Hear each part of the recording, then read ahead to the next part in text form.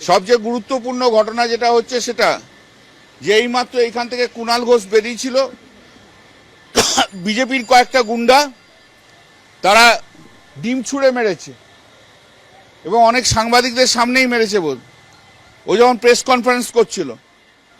এবং এরা হচ্ছে শুভেন্দু অধিকারীর লোক। এই ভবানীপুর বিধানসভা শুভেন্দু অধিকারীর বিধানসভা, সেই বিধানসভায় বিজেপির গুন্ডাগুলো এইরকমভাবে ডিম ছুঁড়ে মারছে। এবং সেদিন আপনাদের সামনে আমি বলেছিলাম যে সিআইডি যাদের নিয়ে এসছে দুটো সিভিল উইটনেস, সেই সিভিল উইটনেস হচ্ছে বিজেপির উইটনেস এবং তারা বিজেপির লোক। এবং ওই যারা ডিম ছুঁড়েছে তাদের মধ্যে এই ছেলেটি, যার ছবি তুলে রেখেছি দেখুন, এই ছেলেটি ডিম ছুঁড়েছে, যাকে সিআইডি ইন্টেলিজেন্স দিচ্ছে, সিআইডি যাকে নিয়ে এসছিল একদিন। এই ছেলেটি, এই যে ছেলেটি, এই ছেলেটি বিজেপির গুন্ডা, শুভেন্দু অধিকারীর লোক, বিজেপির গুন্ডা ডিম ছুঁড়ে মারছে অন্যান্য আরো ছেলেদের নিয়ে। তাহলে আমাদের সিকিউরিটি কি? এই যে এত যে পুলিশ রয়েছে না, পুলিশগুলো দেখুন পুতুলের মতো দাঁড়িয়ে থাকে, একদিকে পুলিশ আরেকদিকে বিজেপির গুন্ডা। এই নিয়ে আমরা পড়ে রয়েছি। পশ্চিমবাংলার গণতন্ত্রকে কোন জায়গায় ছুঁড়ে ফেলেছে দেখুন, কোথায় এখানে জনতা আছে? এই সমস্ত করে ভয় দেখানো হচ্ছে সবাইকে। পশ্চিমবাংলার গণতন্ত্রকে লজ্জা। আমি ক্যালকাটা পুলিশের কমিশনারের সঙ্গে একটু আগে ফোন করলাম, কিন্তু 20 মিনিট হয়ে গেল, কেউ আসেনি এখানে। আর যত পুলিশ দান করে দিয়েছে সব একদম দেখুন, একদম মানে পুতুলের মতো দাঁড়িয়ে আছে, তারা কোনো পদক্ষেপ নেবে না। শুভেন্দু অধিকারী যেভাবে পশ্চিমবাংলার গণতন্ত্রকে নষ্ট করছে, এ ভাবা যায় না।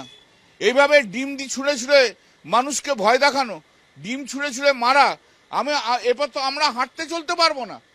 এই পশ্চিমবাংলার গণতন্ত্র এই জায়গায় এসে পৌঁছে গেল যে মানুষ হাঁটতে পারবে না। अरे भाई आप सुनिए, आपको धैर्य नहीं है तो छोड़ दीजिए, इसलिए एनआई को हम नहीं देते हैं। গণতন্ত্রকে কিভাবে নষ্ট করছে দেখুন আপনারা, আপনাদের চোখের সামনে। এই ইলাস্ট্রেশন আমি ধরে দিলাম। যারা যারা গেছে, আমাদের অন্য নতুন পার্টি জয়েন করছে, তাদের নিয়ে আমাদের কোনো মন্তব্য নেই, কোনো মন্তব্য করবো না, কারণ অন্য পার্টির লোক। কিন্তু ভারতবর্ষের গণতন্ত্র যেভাবে নষ্ট হচ্ছে, পশ্চিমবাংলার গণতন্ত্র যেভাবে নষ্ট হচ্ছে, সে অকল্পনীয়, ভাবা যায় না। কোনো উন্নয়ন নয় যতক্ষণ না পর্যন্ত গণতন্ত্র ঠিক মতো থাকে। যতক্ষণ গণতন্ত্র ঠিক না হয় ততক্ষণ কোনো উন্নয়ন হতে পারে না। এইভাবে এখান থেকে বেরোচ্ছি, ডিম মারছে গোটা রাত দিন, সারা দিন ধরে 24 ঘন্টা। আমার বাড়িও সামনে, সাইলেন্সার খুলে কতগুলো বিজেপি লোক গোটা রাত ধরে এখানে শুধু মোটরসাইকেল নিয়ে চালাবে, সাইলেন্সার খুলে, শুধু শব্দ আর শব্দ। কোন পৃথিবীতে আমরা রয়েছি, কোন জায়গায় আমরা রয়েছি? এটা হয়েছিল একবার যখন সিপিএম ছিল, সিপিএম জিতেছিল, একবার মিছিল করছিল, তখন দিদি তখন ছোট বোনকে হাত ধরে টেনেছিল। কিন্তু এ তো এখন প্রতিদিনকার ঘটনা হয়ে গেছে। अभी पश्चिम बंगाल में जो हाल हो रहा है, दीदी का बाड़ी से सामने से निकाल के कुणाल घोष एमएलए जब प्रेस का साथ बात कर रहे थे, उस टाइम ये गुंडा लोग, बीजेपी का गुंडा लोग, वो गुंडा लोग अंडा छोड़ा है।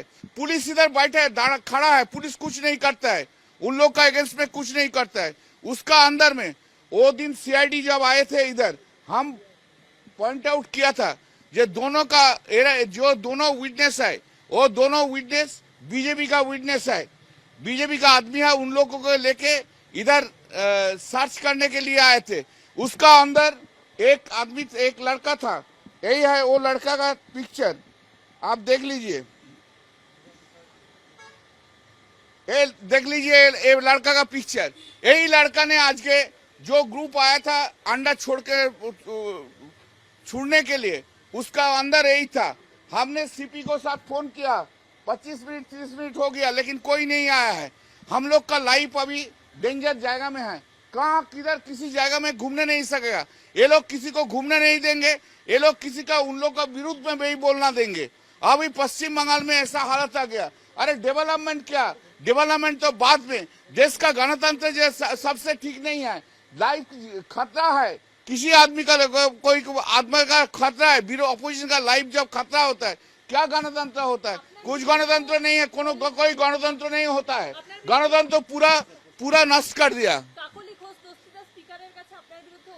যা করেছে সে যা করেছে সে পরে দেখা যাবে। স্পিকার যদি কোনো পদক্ষেপ নেই তখন দেখবো, ঠিক আছে।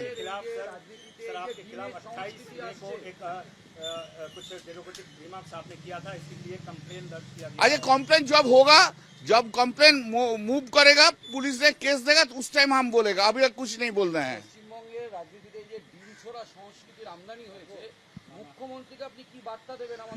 এই যে শুভেন্দু অধিকারী মুখ্যমন্ত্রী হয়ে এটাকে প্ররোচনা দিচ্ছে এবং এরা একদম ক্যালকুলেটেড ওয়েতে করাচ্ছে। এই বিধানসভা তো শুভেন্দু অধিকারীর বিধানসভা, এই শুভেন্দু অধিকারী বিধানসভায় সবাই তো প্রোটেক্টেড থাকবে, সে ওনার দলের হোক ভিন্ন দলের হোক সাধারণ মানুষ হোক। যে মুখ্যমন্ত্রী নিজের বিধানসভায় মানুষকে প্রোটেকশন দিতে পারে না সে মুখ্যমন্ত্রী অপদার্থ মুখ্যমন্ত্রী। তার বিজেপিদের লোকদের দিয়ে তারা এই কাজ করাচ্ছে।